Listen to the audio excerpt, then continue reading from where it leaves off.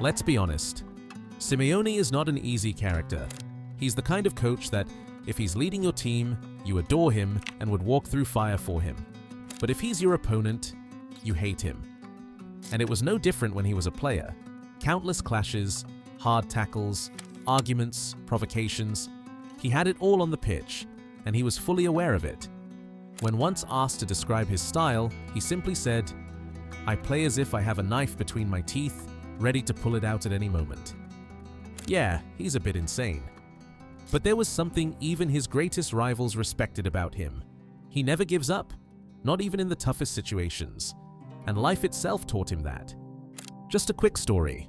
At 17, he was called up to Argentina's U20 national team. He left early for his first training session, determined to make a good impression. He arrived at the Federation headquarters in Buenos Aires and waited. 5 minutes, 10 minutes, something wasn't right. A newspaper vendor told him, no point waiting. The team bus had already left for the training center. Simeone and another young player, Antonio Mohamed, panicked. First call-up, and both had messed up the timing. They had no choice. They started running. First to the metro, which took them to the central station. From there, 2 buses to the training ground. After getting off the first bus, they realized they had run out of money. Mohamed wanted to give up, but Simeone refused. He stopped the driver and said, "I don't have money, but look at my face. Remember my name. One day I will be a professional footballer and win trophies for Argentina. If you want what's good for the country, take us." The driver gave in, but he dropped them far away. One final 6-kilometer run still awaited them. By the time they arrived, the U20 session was over. Exhausted, dirty, soaked in sweat, they told their story to Carlos Pachame. The coach informed senior national team manager Carlos Bilardo, who was impressed by their attitude. Since the senior team's training was just starting, he invited them to join. 1 week later, they were traveling to Germany with the national team as training partners for the squad preparing for the 1990 World Cup. So it all began with a missed appointment and a 6-kilometer run.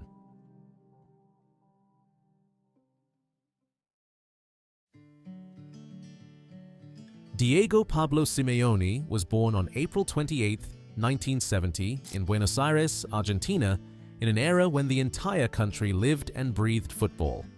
The streets, family conversations, everywhere, football was everything. It was Argentina's golden era. World Cup victory in 1978 at home, and again in 1986 in Mexico, led by Diego Maradona. No surprise that Simeone fell in love with the game. He was born into an ordinary family. Life wasn't glamorous. From a young age, he learned that you fight for your place. Nothing is given for free. At 10, he joined Racing Club. 2 years later, in 1982, he moved to Vélez Sarsfield.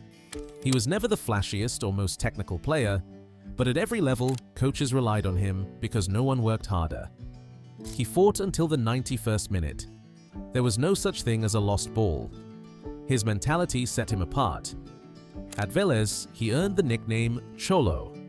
His coach, Oscar Nessi, gave it to him because his style resembled the legendary tough Boca defender Carmelo Simeone, who also carried the nickname Cholo. Diego played with the same bite and obsession. At just 17, he was already playing for Vélez's first team. He defended, attacked, pressed, dictated tempo. 2 seasons in Argentina's top flight and a senior national team debut were enough to draw attention from Europe. In 1990, Italian club Pisa signed him. Newly promoted to Serie A, it was the perfect test. He played against top players in a league full of superstars. The breakthrough didn't come immediately.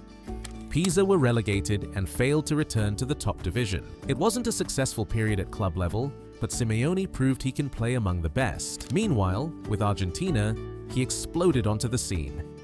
In 1991, he won the Copa America. With Maradona suspended for 15 months due to doping, Simeone was handed the legendary number 10 shirt. It was a huge trust, and he delivered. The next step up at club level was inevitable. Sevilla came calling in 1992. This move began shaping the Simeone we know today. Sevilla weren't fighting for titles. they were fighting to survive. Every point had to be earned through suffering. Opponents hated playing against them. When Carlos Bilardo became manager, that mentality intensified. Winning was mandatory, at any cost. Simeone's game became even more combative, confrontational, almost villainous in the eyes of opponents. Still, trophies didn't come at club level, but internationally they did. Argentina won Copa America again in 1993, and with that, his reputation, mentality, and character was spreading across Europe. In 1994, Atletico Madrid needed exactly this kind of player. It was as if Simeone and Atletico were made for each other. A club built on struggle, forever living in Real Madrid's shadow, constant pressure, constant comparison. Simeone gave them what they needed, a true leader in midfield. The peak came in 1995-96. Against the odds, Atletico won both La Liga and the Copa del Rey. Simeone was central to it all. At just 24, he became a club legend. In 1997, he joined Inter, feeling he had unfinished business in Italy. He became a key player and helped win the 1998 UEFA Cup. But by now, he was a divisive figure. His aggressive style meant constant boos, sometimes even from his own fans. In 1996, for example, he brutally stamped on Julian Guerrero's thigh, causing a serious injury. When he later got it back, he simply said, "What happens on the pitch stays on the pitch." However, the biggest controversy came at the 1998 World Cup. After a collision, David Beckham felt that Simeone had deliberately leaned into him while he was lying on the ground, so he kicked out at him from behind. The contact was minimal, but Simeone immediately went down. Beckham was shown a red card and England were knocked out. From that moment on, many saw him not as a competitor, but as a villain, a ruthless enforcer who crossed the line. Most likely, if it hadn't happened against Beckham, a global superstar and style icon, the media wouldn't have reacted so fiercely. But because it did, Simeone's reputation was changed forever. In 1999, he joined Lazio. In 2000, they made history-winning Serie A, the Coppa Italia, and the Supercoppa. He had reached the top of Italy. At 33, he returned to Atletico as captain and leader. It would be his final European club. He ended his playing career in Argentina at Racing Club. On February 17, 2006, after nearly 20 years as a professional, he hung up his boots. But in truth, he had always been a coach on the pitch. It was only a matter of time. In 2006, Racing were in crisis. No one wanted responsibility. Simeone did. He put down the captain's armband and picked up the black suit. Simeone the coach was born. The start wasn't easy, the results didn't come. After 6 months, Racing parted ways with him. But Estudiantes de La Plata hired him, and everything changed. With no superstars, only fighters, he built a champion team within a year. Estudiantes won the league after 23 years. In October 2006, Simeone was named Argentina's Coach of the Year. The next team was River Plate, where he won another title in 2008. But after poor results the following season, he resigned. The fans begged him to stay. His players lined up outside his office, trying to convince him to stay. But he felt that stepping aside was what was best for the club. After that, he had a brief and less successful spell at San Lorenzo. Then, in 2011, he made the big decision. He returned to Europe, joining Catania. This was the team that shaped Simeone into the coach we know today. The club was on the brink of relegation, and he seemed like the logical choice. An Argentine with Italian experience, capable of connecting with a squad made up largely of Argentine players. And it was here that the Simeone philosophy was born. The formation didn't matter, the principle stayed the same. Drop deep, absorb the pressure, give up possession if necessary. But when the right moment comes, strike hard. Attack where it hurts the most. Catania's objective was clear: avoid relegation. In just 5 months, he kept them in the top division. Not only that, they collected 46 points, the best season in the club's history at the time. All of it built on Simeone's mentality. and soon that mentality would meet the perfect club.